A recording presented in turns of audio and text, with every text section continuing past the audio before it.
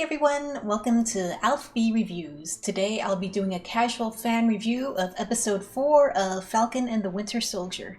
This is more of a video essay analysis from a casual fan of the MCU, which means I may or may not draw the same conclusions to the story that others more versed in the source material will, so let's see how closely I hit the mark. There is no denying that Captain America and his shield mean a lot of things to a lot of different people. Almost every character in the show has had something to say about them thus far.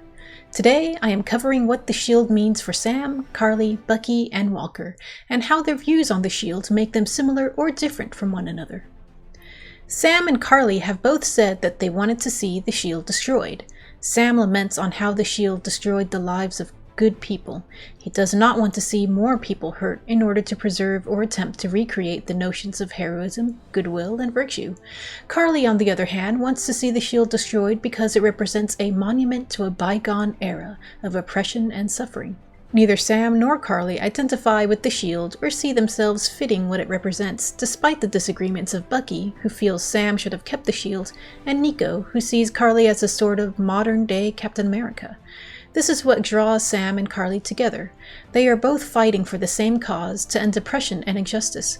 Unfortunately, Karli believes violence is the only way to get that point across, whereas Sam states that blood isn't always the solution. These characters are two sides of the same coin. Sam is ever the optimist and openly trusts people, where Karli is paranoid and thinks the worst of society. Sam is confident that he can fight for what he believes in without the boost of a super serum. After all, he is an Avenger without superpowers. Everyone assumes he can pull his own weight. Karli, on the other hand, not only embraces her superhuman powers she obtained from the serum, she contemplates making more like her to help with the cause. She is always bombarded by remarks of "little girl." This puts her in a position in which she feels she would have been helpless without the super serum. But what about Walker? Lamar flat out tells Walker that he doesn't need the super serum to be a hero, that he already is one due to his actions in Afghanistan. However, Walker doesn't see himself as heroic.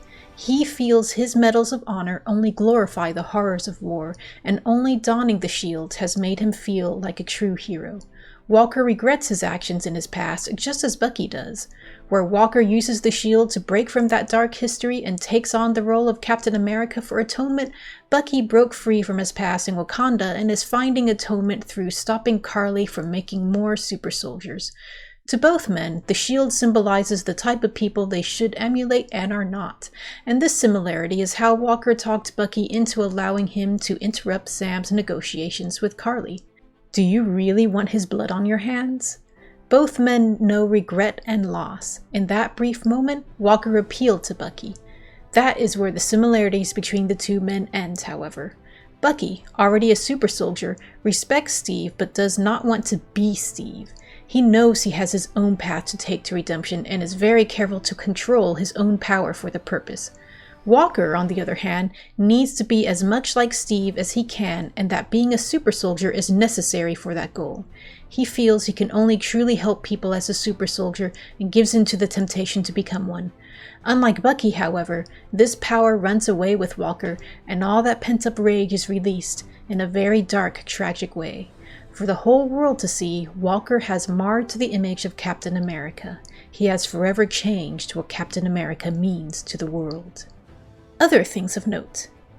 I know I'm supposed to hate Zemo, considering he is a terrible person, but Marvel makes that increasingly difficult. I'm not really invested in Captain America. He's nowhere close to my favorite superhero, and I struggled to connect with the character. However, even I was shook upon seeing blood on that shield. Amazing job for the producers of this episode in selling the appropriate mood for this important moment to even a casual watcher like me.